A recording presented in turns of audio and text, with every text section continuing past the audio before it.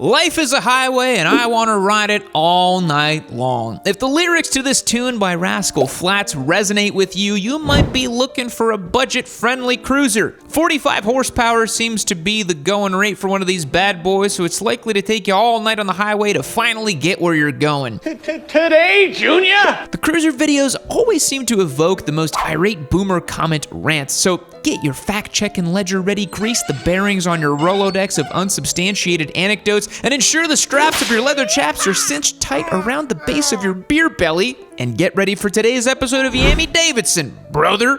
Today's video is sponsored by Fume. I will tell you more about them later in the show. Let's get into it. The first bike on the list hails from the unequivocal king of budget-friendly bikes, Royal Enfield. Royal Enfield has been making inexpensive machines with retro style since before retro style was even retro, it was just regular style, with most of their bikes taking many cues from the classic British Roadster. Thanks, imperialism. They haven't had a motorcycle in their modern lineup that checks every box for a dedicated cruiser until recently. Because to the surprise of many fast boys, there is more to a cruiser than just experiencing the rush of revving out an air-cooled engine and cresting speeds as high as 65 miles per hour. So leaning into the cruiser archetype, Royal Enfield resurrected the Super Meteor 650 for the 2023 model year. The Super Meteor harkens back to 1956 when Royal Enfield sold the original Super Meteor before it was canned and superseded by the Interceptor in 1962. Since then, the name lay dormant, stored away under lock and key with the hope that 60 years later, motorcyclists would be experiencing a simultaneous whirlwind of both nostalgia and financial uncertainty, and Royal Enfield would be able to bring back the Super Meteor 650 with a vengeance. An approachable and budget-conscious vengeance.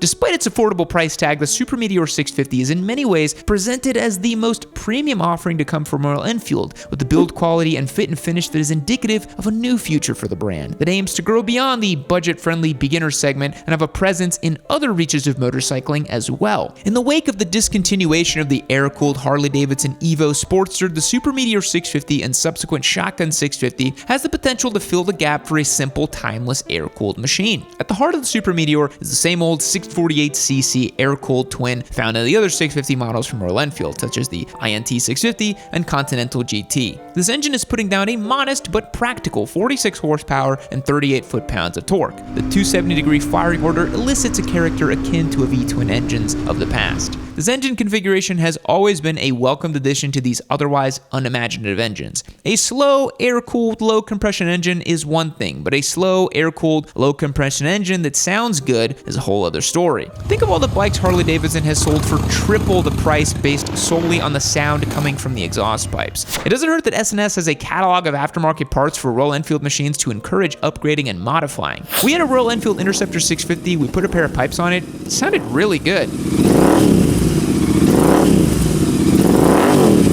Also, we took it to the track. That was hilarious.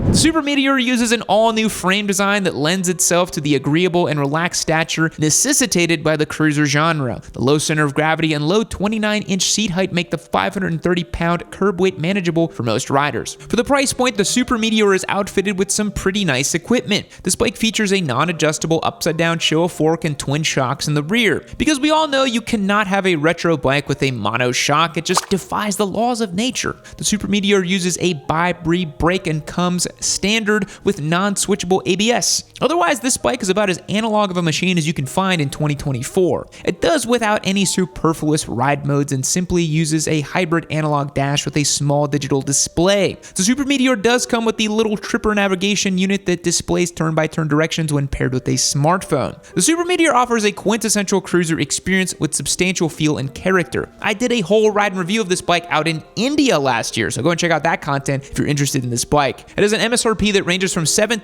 to $7,500 based on paint and touring add-ons such as the windscreen and passenger pillion backrest found in the Celestial trim.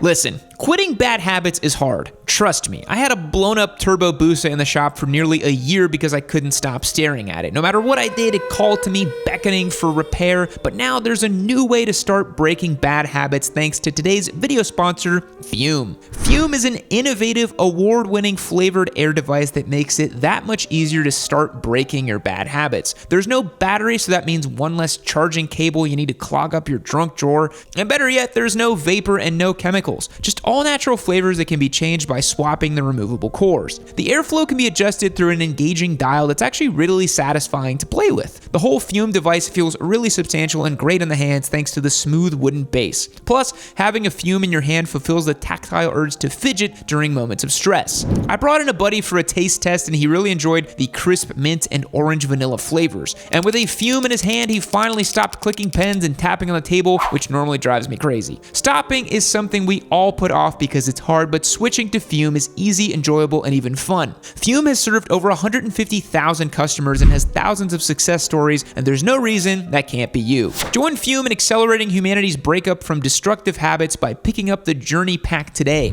Head to tryfume.com/yammynoob or scan the QR code and use code yammynoob to get 10% off when you get the Journey Pack today. That's tryfum.com and use the code yammynoob to save an additional 10% off of your order today.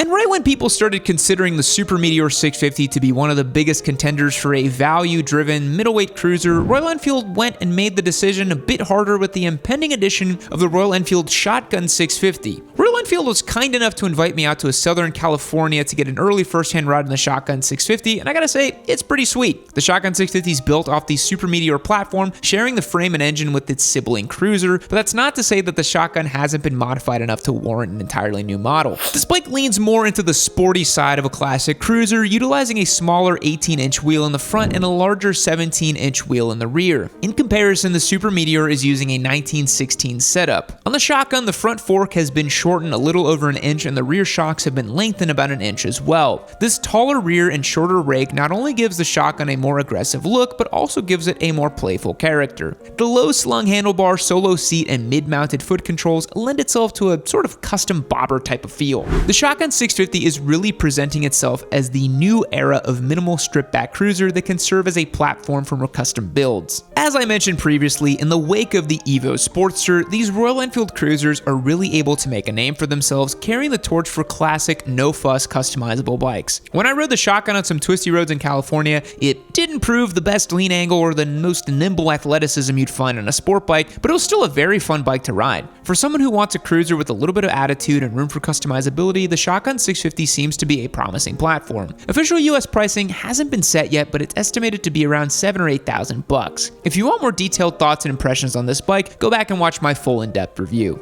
In the 1980s, Kawasaki's Eliminator line were cruiser motorcycles built using engines from corresponding Ninja models. The pattern started with the ZL900 muscle cruiser that used the GPZ900 4-cylinder engine. And as the Ninja line broadened to include middleweight and entry-level offerings, the Eliminator was right there alongside it. During its reign, the Eliminator was sold in 250, 400, 600, 750, and 1000cc configurations. Even Bajaj Auto made an Eliminator 175 that was built for sale in India. But by 2007, production of all Eliminators was eliminated, and it wasn't until 2024 that Kawasaki brought back the Eliminator name. This time, there are no 4-cylinder superbike engines involved, but that would be sick, wouldn't it? Imagine an Eliminator H2, a supercharged cruiser. I'd be into it. But instead, the Eliminator is designed as an entry-level cruiser meant for modern rides. The Eliminator 450 eschews many of the tropes of a traditional cruiser in favor of a more contemporary package. There's no chrome, no riveted leather, and no swept-back buckhorn handlebars. It may be a departure from the antiquated cruiser archetype, but it offers a far more relaxed riding style than the Ninja sport bikes and Z Naked bikes it was built upon. The Eliminator uses the newly revamped 451cc engine that is used in the Ninja 500 and Z500 motorcycles. And while this engine is a bit of a lateral move in many ways, offering the same horsepower as the previous 399cc engine and trading a slight increase in torque for added weight, it is arguably better suited in the Eliminator platform, where an increase in torque at the expense of high revs is expected.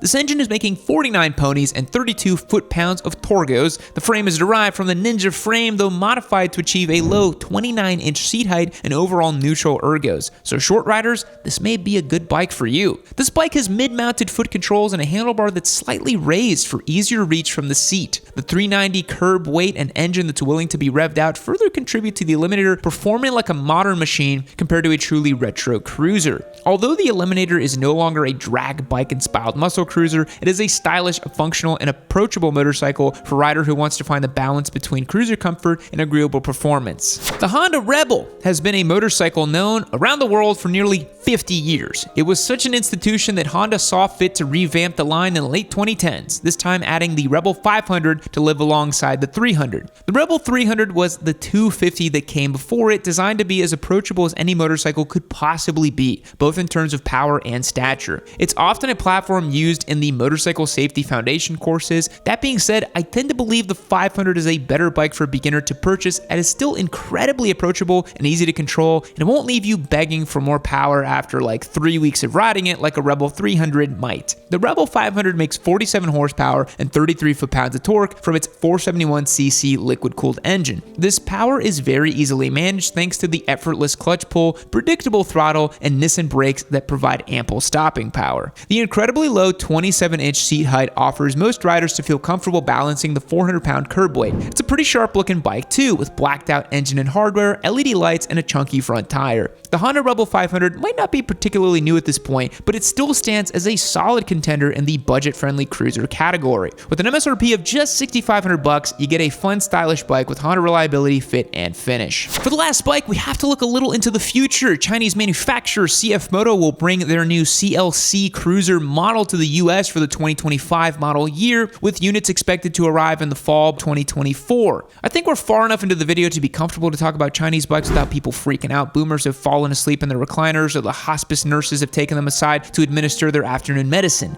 Much like the Kawasaki Eliminator, the CF Moto CLC is based on the 450cc engine from the 450SS sport bike. This engine is retuned for the cruiser model to make 40 ponies and 30 foot-pounds of torque. The CLC aims for the contemporary cruiser styling choice as well, with blacked-out hardware, a chunky front tire, and a round LED headlight. An interesting addition to this motorcycle that isn't typically found in its contemporaries is a belt final drive. While this is typically found in larger cruisers, it does have advantages like a reduced maintenance requirement. The CLC has an inverted 37mm fork, a rear monoshock, and J-Huan brakes. In typical CF Moto fashion, the CLC aims to undercut the Big Four in price while providing additional features. This bike has both ABS and traction control, the latter of which can be deactivated via the TFT display, which is cleverly disguised in a circular dash that fits with the cruiser style. Approachable not only in price, the CF Moto has a 27-inch seat height and a 399-pound curb weight. CF Moto has been taking jabs at most other motorcycle segments, so it's no surprise we see this cruiser model on the horizon. The CF Moto 450 CLC will have an MSRP of just $5,700, making it the most inexpensive bike on the list today. Which one of these cruisers do you have your eye on? Are the added features on the CF Moto worth holding out for? Will the cheaper price point leave more room for a security suite to protect you from Chinese e-worms? Will there ever be a more affordable American cruiser? Chinese Harley-Davidsons don't count. Thanks to Fume for sponsoring the video today. If you like this video, be sure to subscribe. If you want more exclusive content, head over to YamiNoob.co to become a member and get automatic entries into our motorcycle giveaways. You can also subscribe to our newsletter if you want all the NSFW content that is too spicy for YouTube. Thanks for watching. I will see you later. Fact: sharks are older than trees. Yeah, that's a real fact. Think about that. Goodbye. Oh, I love being here inside of the warm embryonic fluid of Valentino Rossi. Me and him just sharing foods together. Maybe he's gonna eat some pizza or some pasta here in the hills of Tavulia. But you know where else it's nice and warm and cozy is this next episode of YamiNoob. You can click on right over here. I'd love for you to watch it. But anyways, I'm gonna stay here hanging out. Me and him might go onto the track later, but I'll catch you guys later.